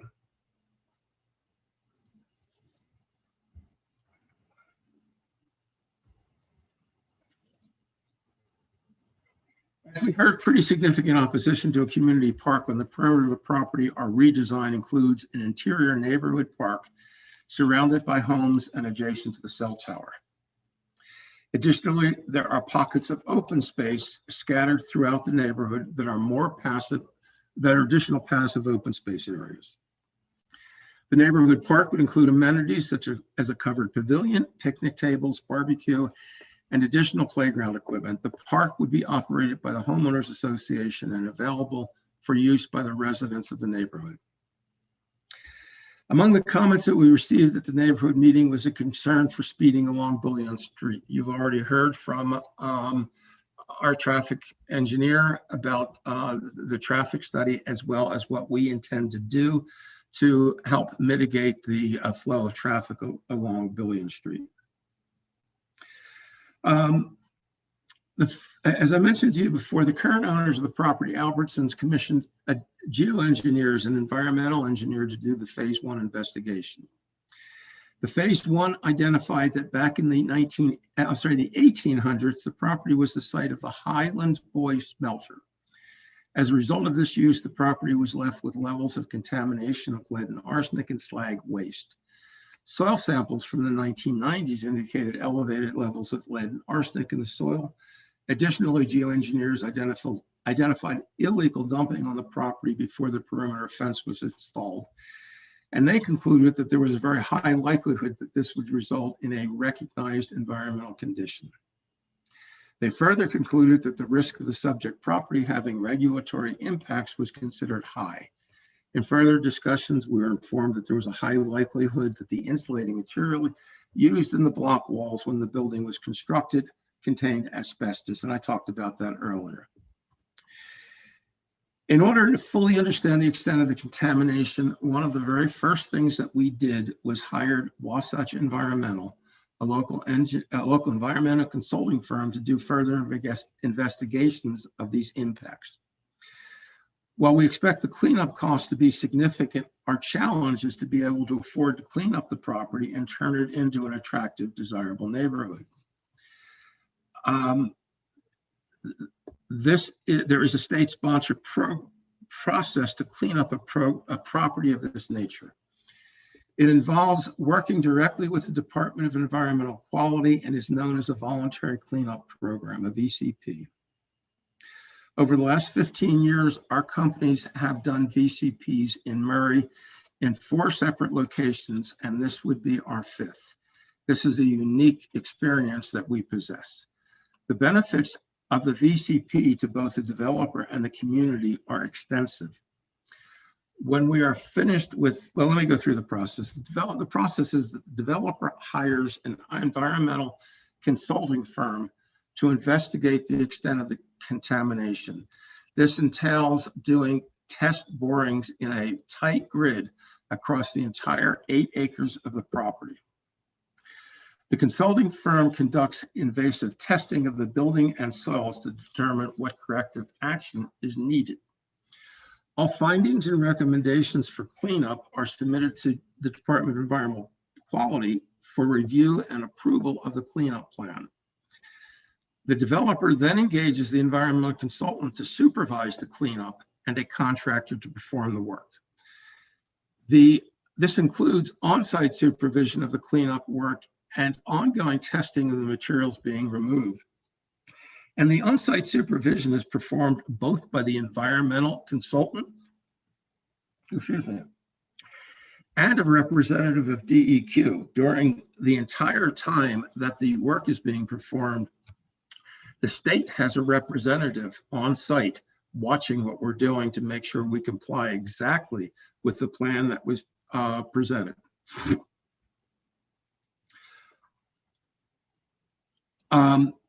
The cleanup requires that we identify the contaminated material, isolate it, pick it up, and then put it in a repository. The repository can be a deep pit on site that is then capped with clean material all the way up to the surface. One of the concerns expressed is as we are doing the cleanup, what happens to the soil? Does it spread around?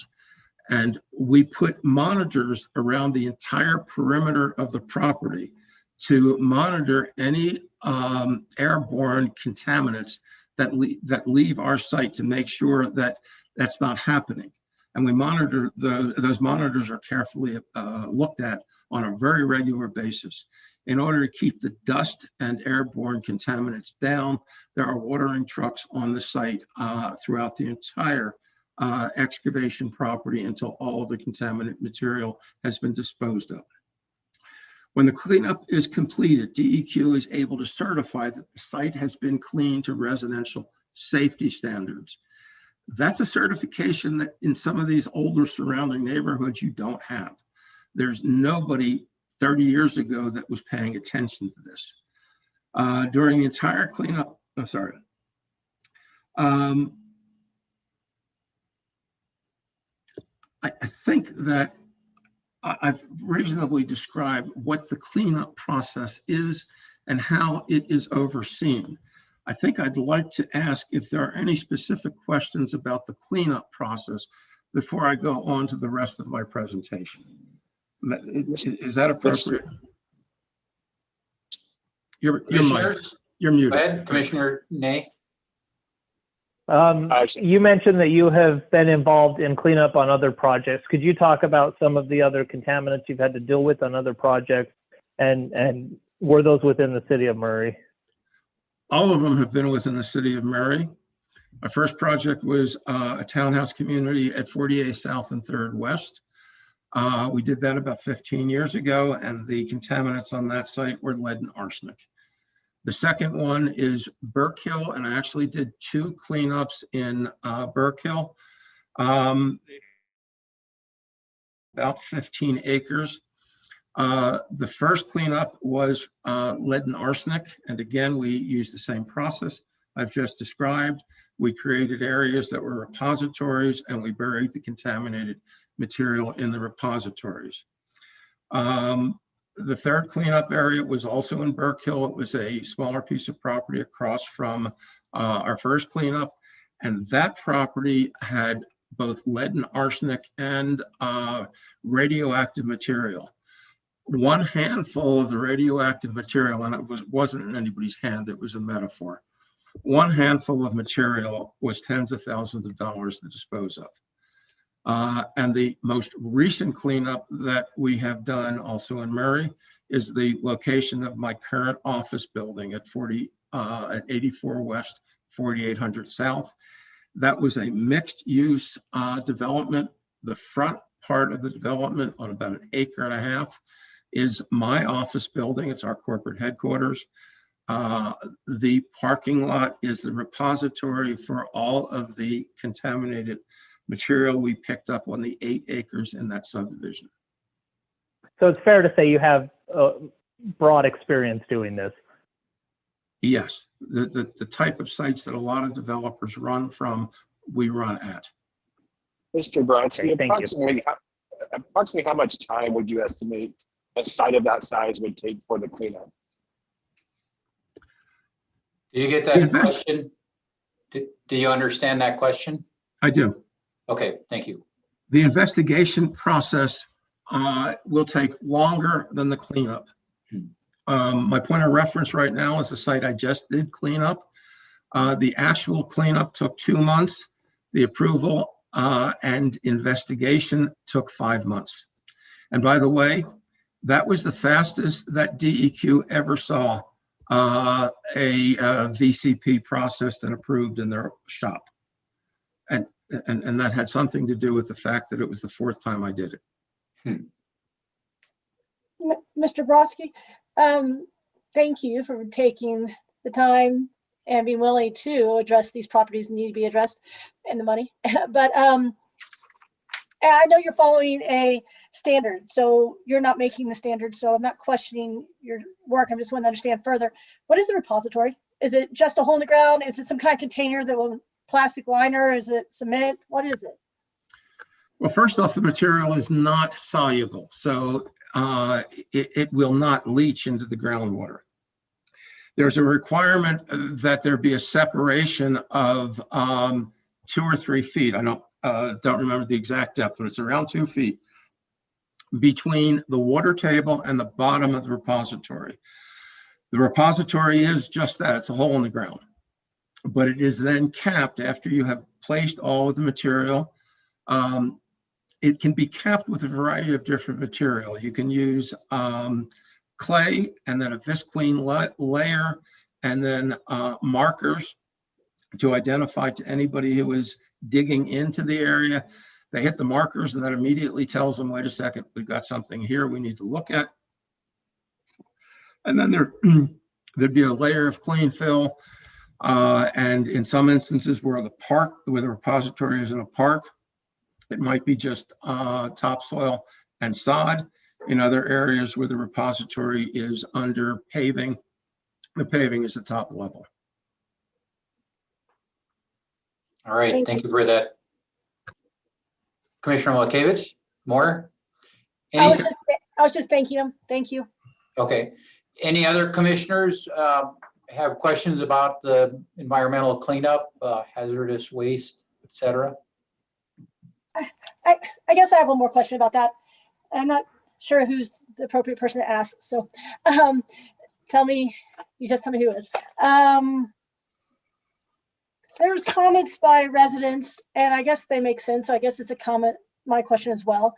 I mean, who's responsible for these kind of cleanups? I mean, it'd be nice in a perfect world, the person that spilt it should clean it up, but that's not how life is.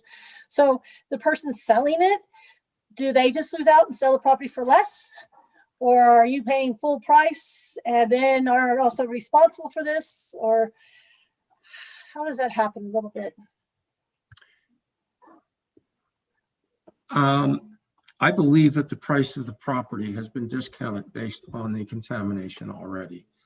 I also believe that we're looking at $1,200,000 or more in total cleanup cost. And one of the things that compounds is where the array of satellite dishes are, it's in a deep hole. And in order to make this property buildable, we're going to need to deal with that as well.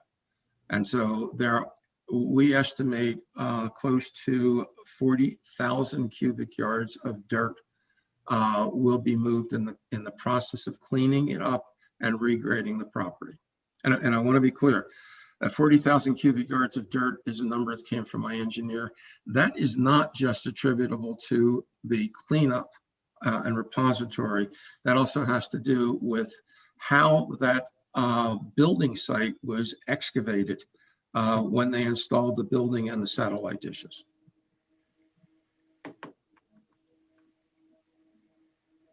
All right. I can add Anything else? Go ahead. a little bit of additional information to that, but I think the answer to your question, Lisa, is it depends. And sometimes a property owner is willing to discount the sale of the property, knowing that there's the contamination there.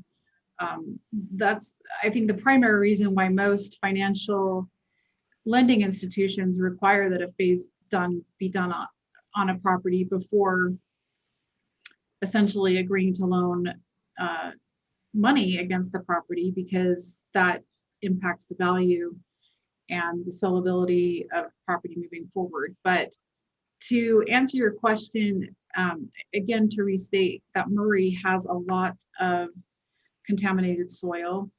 And so this is something that's very common to Murray. And I know that in the case of the smelter site overlay district, which I mentioned in the pre-meeting, that's essentially the area that the hospital, the Murray Central Station sits on, between Vine and 53rd and State, and the rail yard.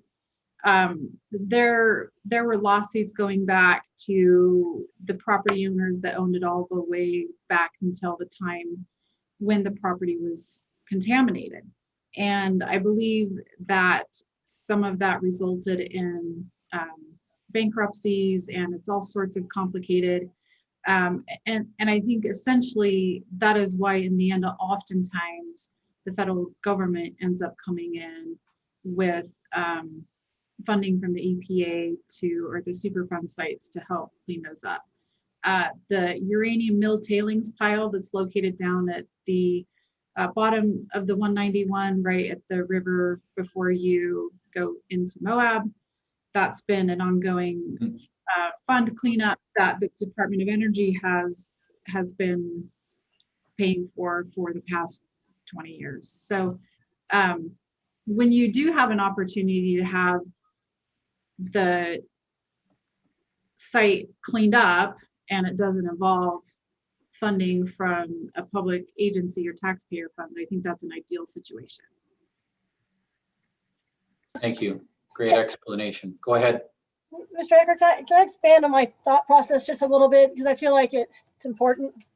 I appreciate Mrs. Greenwood's comment too, because it helps me understand. I feel like this is an extremely hard item, because as a commissioner, I'm trying to, I want to be respectful to the community. I'm part of the community, and to the applicant, because everyone here are respectable people. This applicant is a great applicant. He has gone out of his way to listen to and respond to the community, which a lot of builders don't. And I really respect that about this developer. At the same time, I want to respect the community. And I feel like, taking out my opinion of both parties, the discussions around this land is not buildable. It will never be buildable unless Mr. Brodsky's our best hope to develop this property. So I feel like we're kind of in between. Do we bend the rules so we can get Mr. Brodsky's this land developed, or are we just okay with the fact that it might not never be developed? And to me, that's kind of the nuts and bolts of the situation. And I don't know though, but that might not be a fair assessment, because as Ms. Greenwood just said, everything in Murray could be contaminated. A lot of us could be living on top of contaminated soil because it wasn't tested 30 years ago or 50 years ago. So it's just, I can't decide what's appropriate. What do you say, Mr. Ney? Well, I just want to push back a little bit on the idea that we're bending the rules. This is a legal process.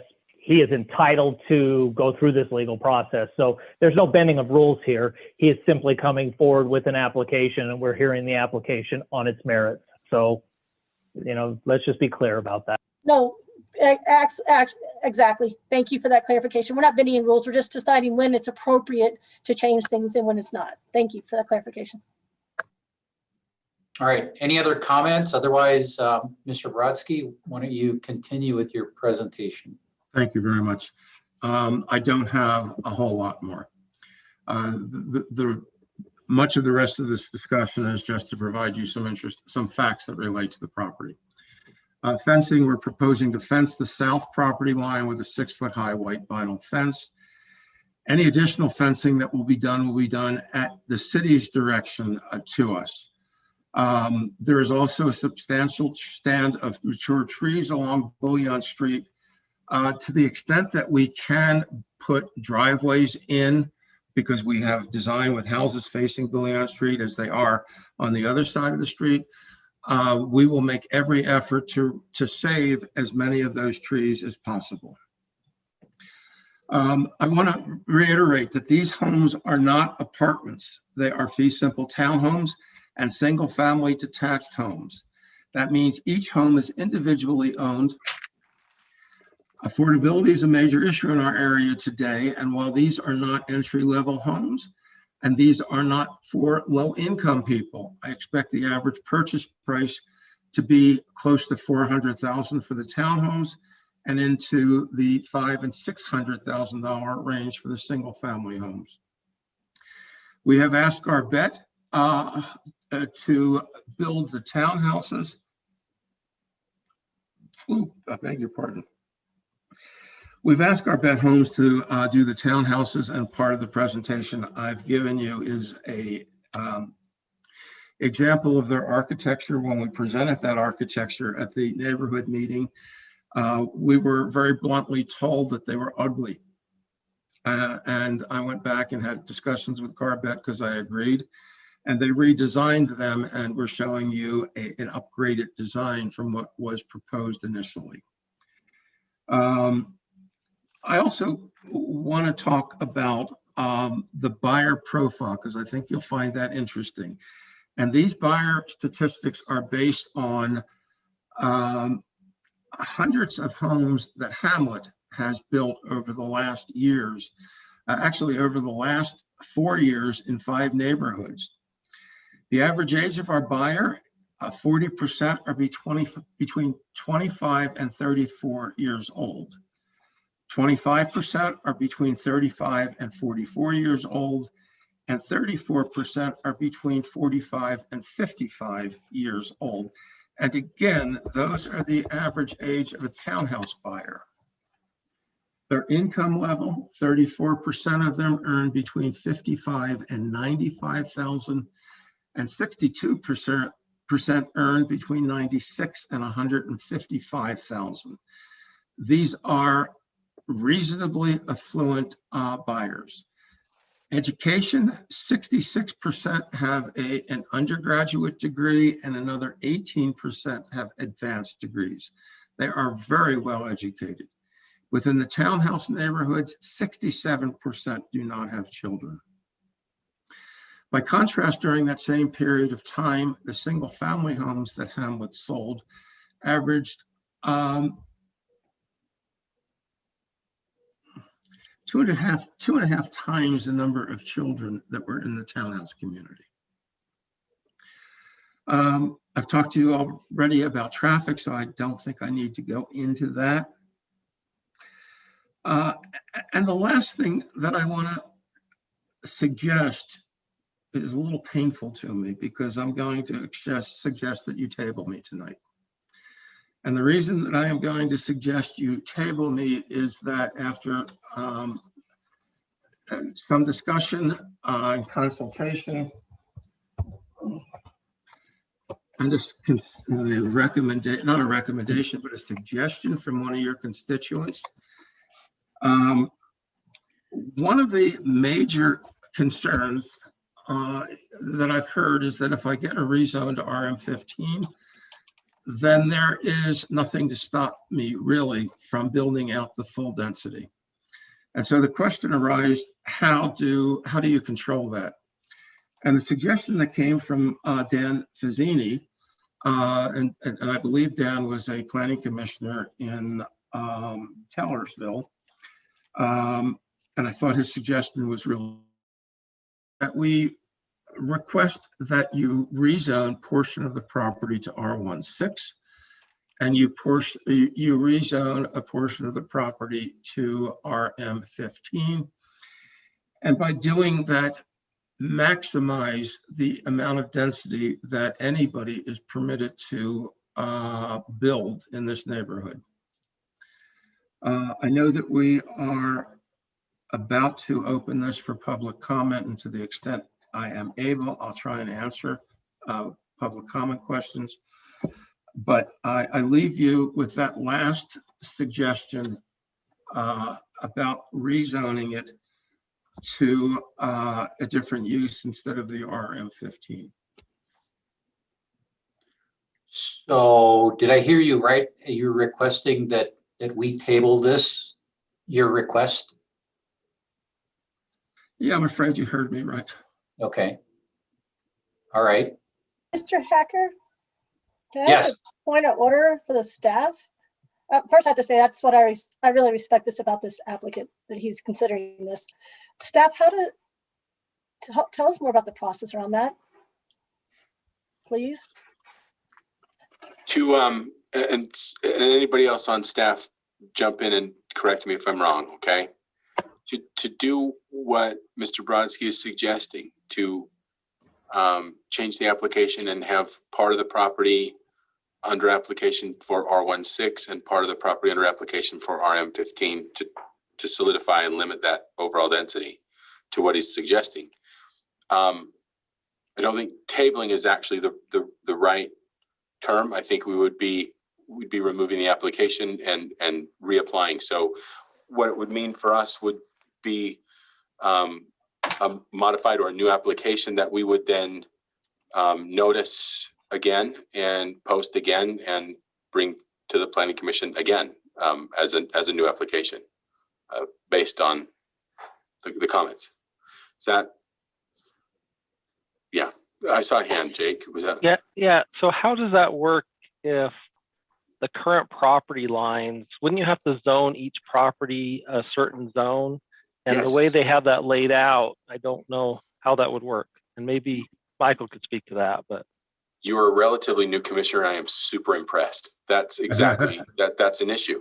So what we would do, there's a couple of ways to deal with it, but it is an issue.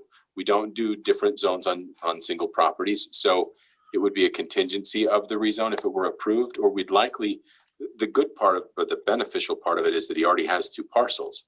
So we, instead of combining those parcels, we keep the 2 parcels, and we can probably through lot line adjustment, make those parcels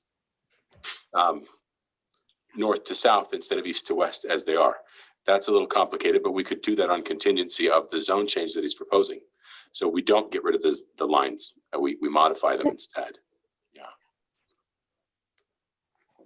And can lot line adjustment occur without him owning the property? I guess it could be the same Yeah. process as here. Same kind of process. Susan is our resident lot line adjustment expert, so I'll let her figure that out as we go forward. There'd be a way to deal with it. It just would depend exactly what it would be. I'm not able to say right now. We'd have to look at what he proposed. But it could be a contingency of that kind of zone change as long as we have the 2 properties to deal with.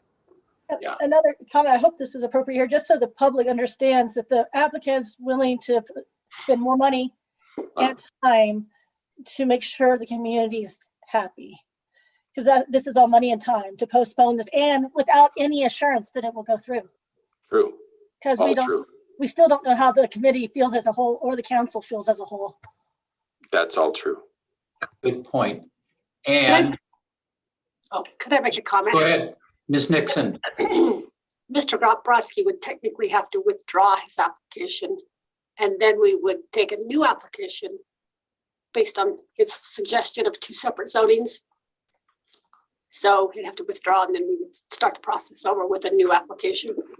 And then as far as the boundary line adjustments, it would be parcel line adjustments, not lot line adjustments, because they're not subdivisions. So it's just more of an administrative process, but we could do that. That's Okay. easier then, right? So can he verbally withdraw that during this meeting, or would we have to do a motion to do that? That would be his prerogative, yeah. If he withdraws the application and then reapplies, he would reapply like Susan described, reapply with us for R16 and RM15 instead. And we would renotice that, tell the neighbors, et cetera, and begin this process anew with a different application.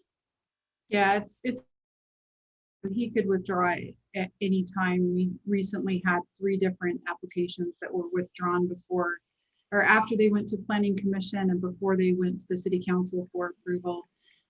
We do like to have something like that officially done, but in this case, if Mr. Brodsky is so inclined, he could just do that here in the meeting, and we make sure it gets entered into official minutes. We have our official tracking for a request like that.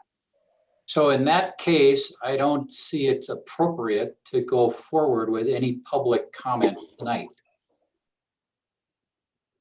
That's It's a true. little unfortunate for those who are participating by different means. However, I think the other side of that is Mr. Brodsky's willingness to listen to the neighbors. He already has to the neighborhood a number of times and is willing to adjust his plans to better fit the site and the his needs and perhaps the neighborhood and city needs. Yes, Commissioner Ney. I think just as a point of order, I'd like to hear him officially say that that's what he wants to do before we say we're not opening public comment. If he agrees to that, then I'm behind you 100%. And then one other point of order, I mean, just before we make him verbally commit to anything, I don't know, courtesy or no, because procedure doesn't allow. Should there be more discussion amongst us that if this is something that makes, how does the commission feel about that? Is that, I mean, as a courtesy does not matter. Does not sway my opinion at all, or does sway my opinion, my thoughts of the process, or is that out of order? Should we not have that discussion? If I could jump in, I would just mention it. To be honest, it's all on kind of Michael Brodsky, Mr. Brodsky, to make that decision. If he decides that he wants to withdraw the application, that kind of ends this per se, regardless of how the commission might want to discuss it. So that, Jared, am I wrong in that, or do you agree? No, that's well said. All right, so in that case, Mr. Brodsky, would you like to make a formal statement that you would like to revoke or remove your application this evening? Again, I want to reiterate that among the many comments that you received from the public was the concern that the density wouldn't be limited. And I have searched for different methods to accomplish that. And unfortunately, it was only within the last few days that the solution of the 2 different zones was presented.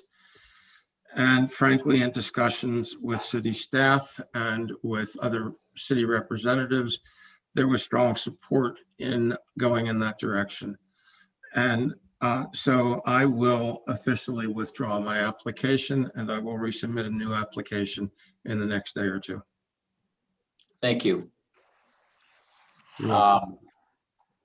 So with that, I think, well, one, I'd like to thank you, Ms. Brodsky, for your presentation. I think it was informative to everybody. I don't think anybody on this staff, while we all live in Murray, participated in the public open house that you had back in February. And we've seen plans, potential plans, if you will. So I respect your removal of this application, withdrawal of this application. And I know your business is here. We've seen you in this commission a number of times, and respect your previous work and developments in Murray. So thank you for that. You're very welcome. So with that, commissioners, I will not open this up for public comment, but accept Mr. Brodsky's withdrawal of his application, and we will look forward to a different application in the future. I will see you as quickly as we can get this noticed and back to you. All right. So with that, I think item 4 is closed. And I would say to the participant on the meeting tonight, I apologize for not going through this entire process of public comment. However, I would say that commissioners have seen over probably pretty close to 90 comments, read those comments in our packets. And we will hear your comments again when Mr. Brodsky submits his refined application.